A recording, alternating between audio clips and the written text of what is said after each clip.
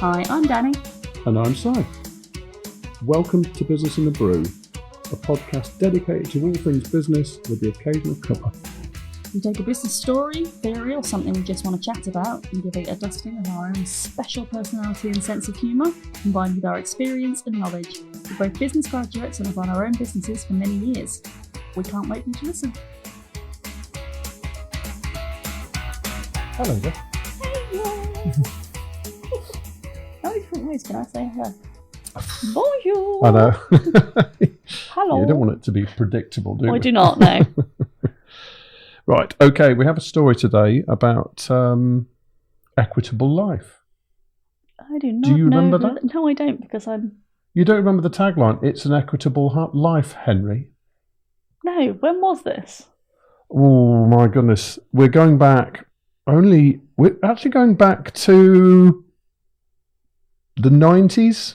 Well, this part of it, the 90s. I was born in the 80s, so I wouldn't have been that old. So 80s and 90s was where it was kind of going through. Did they sell insurance or something? It's kind of more about pensions. Oh, so I don't really think Policyholders. pensions were high on my mind when I was 15. Yeah. And who's Henry? Oh, it was a kid. It was kind of like, we're putting all this away so that Henry's got a little nest egg or whatever. Oh. But it was, I always found it annoying. It always felt a little bit smug, You found it smug that Henry had a future? Yeah, but it just became one of those taglines that was like, oh God, roll your eyes kind of tagline. It's like those that are in the know kind of thing. Oh. But actually it seems that You mean prejudice? those that were in the financial know planning? were doing something else, Oh. Mm. Oh, no. Okay. Yeah, so people of a certain age, Yes. right? Yours. You know my certain age. I do yeah? know your certain age. Yeah. We'll remember this. Made that sound creepy then. It's a bit of sadness in terms of what happened, and actually makes you quite, again, something that makes you quite cross. Are you ever going to do something that makes you happy? Eventually, I think certainly in the next few recordings there will be something that makes me laugh. Yeah. Oh, good, Yeah. marvelous. Okay. But no, I don't tend to laugh. I don't tend to laugh at with Schadenfreude or at the unfortunate circumstances. Well, you're not like my daughter then, are you? No. So this episode today is kind of like a bit of a play on the on It's a Wonderful Life. It's an Equitable Life. It's a Wonderful Life. I got that. Yeah, got thanks. it. The Frank Capra film. I'm familiar with a film from the 40s or something, but I don't know about this. Yeah. But this particular financial institution wasn't quite the wonderful, trustworthy pillar No. of the community that it claimed to be. Fair enough. Yeah. So this is about the collapse of Equitable Life, what led up to it, and some of the fallout. Yeah. So this is all about its pensions, savings, life's work for some people. Everything that people had put aside for their retirement. Okay, yes. Yeah. And it was trusted to be one of the most prestigious and ancient financial institutions in the world. Oh. So it didn't just come from nowhere. To give you context here, the Equitable Life Assurance Society was founded in 1762. Oh, that is old. It's old, well old. 1762. Sorry? British or American? Yeah. So this is before the American Revolution. So for our listeners They over weren't the pond, setting up yeah, financial institutions then. it was the oldest mutual insurer. Ooh. Mm. It literally invented modern actuarial science. So many big words. I know. I'm going to Google what you're talking. Well, I got this. I got this online. The actuarial science element. So it's the maths behind calculating risk and life expectancy that underpins every insurance policy product. Oh, like whether it's more expensive because you're super old or you've got a pre-existing condition, or well, I think it's more how long people are going to last. Really, your pension. You're guaranteed a pension payment until you die. That's it. And it's actually those whole calculations behind the scenes, but also to do with risk. To the money. Risk for insurance as well. Do they just get it if you drop dead? Like after a couple of years? Well, it depends on the pension. Oh, okay. So, for generations, putting your pension with Equitable Life was considered about as sensible, as safe a thing as you could possibly do with your understandable money, when it had been around that long. Putting it under the mattress, of course.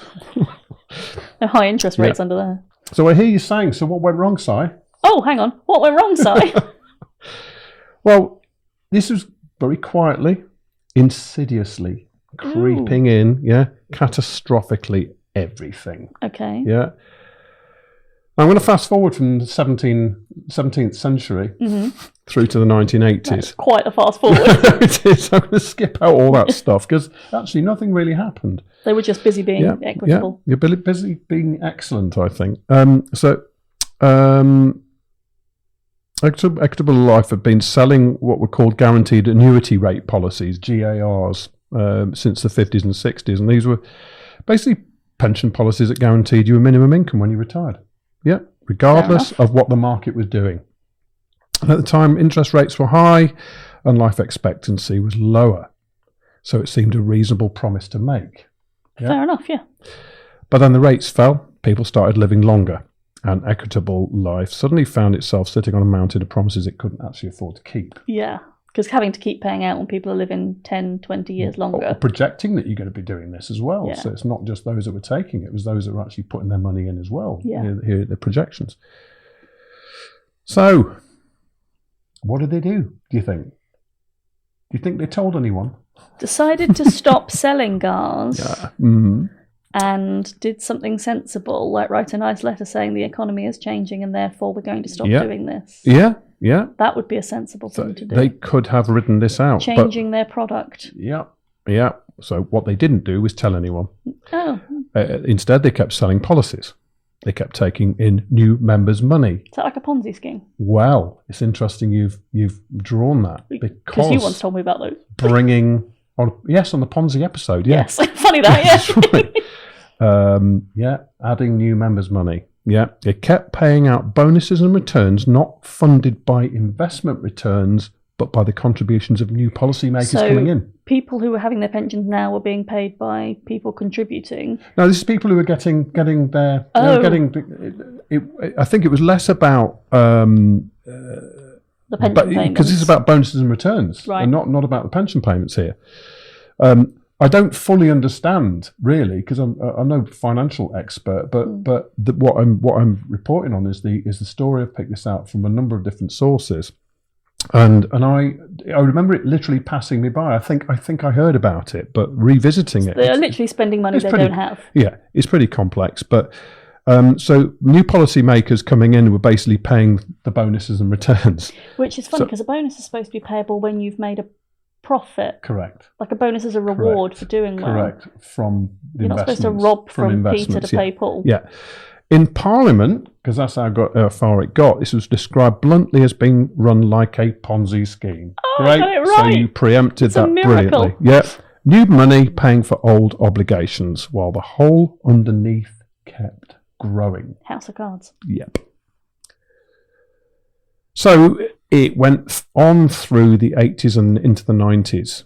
And at its peak, Equitable had 1.5 million policyholders with £26 billion under management. People who'd worked their whole lives, saved diligently, they'd done everything right, and their money was in an institution that was quietly becoming insolvent, with nobody in authority raising the alarm. So literally no one knew. They didn't even have a clue. Yeah. Then in 1999, Equitable went to court, trying to get a legal declaration that could reduce the bonuses paid on GAR policies, essentially trying to wriggle out of its promises. It won at the High Court, lost in the Court of Appeal, and then lost again in the House of Lords. Mm. The final defeat cost an estimated £1.5 billion. The game was up at that point. So on the 8th of December 2000, which happened to be my birthday, Equitable Life closed its doors to new business. Hundreds of thousands of existing policies had the value of their policies cut, sometimes by enormous amounts. Many people lost their half their life savings overnight. And after a lifetime of doing the responsible thing, the human stories from this period are heartbreaking. People who had saved a couple of £100,000 from a comfortable retirement found their pot slashed to 120,000, for example. Henry is not so comfortable now. No. Not smug either, is he? Elderly widows suddenly facing financial uncertainty in their 80s. People who'd specifically chosen Equitable because it was the safe one but also a majority of victims of the scandal, according to the Equitable Members Action Group, EMAG, had less than 20,000 in their pensions. They were just normal people putting money aside. Oh, bless them. So the responsibilities lay with the company and the regulators. So it could have been averted. Multiple investigations followed. The Financial Services Authority, FSA, by Lord Penrose, a parliamentary ombudsman. The conclusion was consistent. Equitable's management had operated a culture of what Lord Penrose called manipulation and concealment. They'd known about the growing liability for years and concealed it from policymakers and regulators alike, but the regulators themselves, the government bodies whose job is to watch over companies like this, had also failed comprehensively. The Ombudsman found 5 instances of effective maladministration by the state. Ooh. The government had a duty to ensure the playing field was honest, and it didn't. And actually, there was a long fight that went on. So roll forward 2010, so 10 years after 8th of December 2000, a compensation scheme was announced with 1.5 billion allocated. But the Ombudsman had estimated the losses at over 4 billion. So if policyholders ultimately received back roughly 22 pence in every pound they lost. Is it also possible that some of those policyholders wouldn't exist anymore? Yeah. Because 10 years later, if you're into your retirement when it's been slashed. Yeah, well, that's kind of what I'm coming to. So there's nearly 1 million people there. And the truly heartbreaking detail is that Parliament was told that thousands of Equitable Life victims had died before receiving any payment at all. I bet you anywhere someone went, well, on the upside it'll save us some cash. I don't doubt it for a second. Well, yeah. So people in that list had been fighting and they never saw justice. They never saw it. Yeah. What it makes it particularly bitter is a combination of factors. How the company that was essentially lying to its customers for decades. That came out really badly it for did, a minute there, yeah. Shall I redo that? No, I thought it was funny. Oh. We should keep it. Yeah. There were basically regulators that should have spotted it and didn't. A government that, when finally forced to acknowledge its own culpability, offered a fraction of what was owed, and fought for years to avoid full accountability. We're hearing these things happening. Yeah, there's repeatedly. a lot of things. At the centre of it were again ordinary, careful, responsible people, not reckless gamblers, not speculators. They'd just simply done what every generation before them was told to do: save for your old age, trust the system. We're still told to do that now. Absolutely, yeah. Anyway, so system failed them. And the really bitter irony is, an institution named for the very concept of its fairness. It's equitable, equal, and just. The world's oldest insurer, built on the principle that risk should be shared fairly. Don't kick that. Sorry. Turned out to be anything but.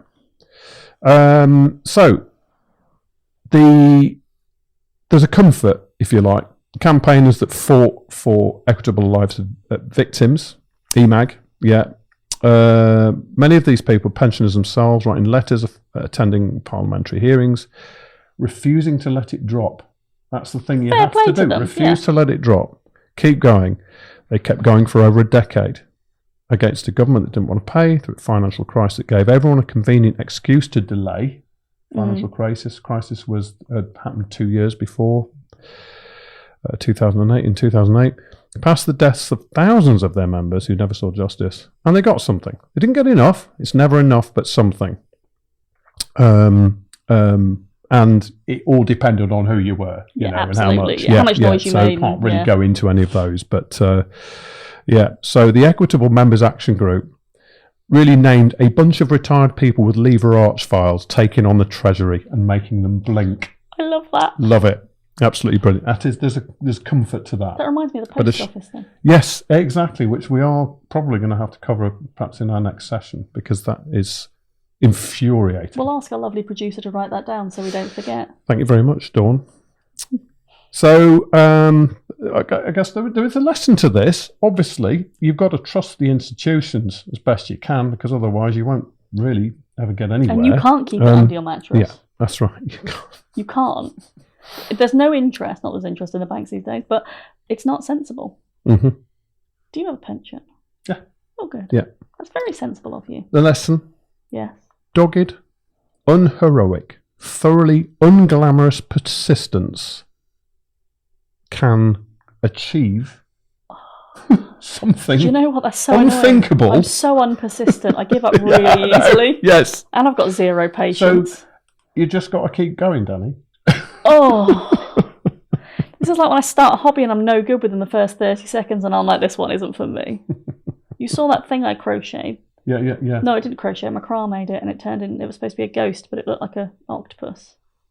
Or a Rastafarian wig. Yeah, you're going to have to use theatre of the mind for that one, people. Or you can go on my TikTok and find it because it is on there somewhere. Great. Oh, I feel really sad about people now that have no money. These little old people who died with no money back. No, well, don't make light of it. But I wasn't making light of it. No, but you kind of did. No, I didn't. All right. I was feeling bad for little. You're so horrible to me. Sometimes. I don't want to talk about this anymore. Thanks for listening to me warble on. Yeah, bye.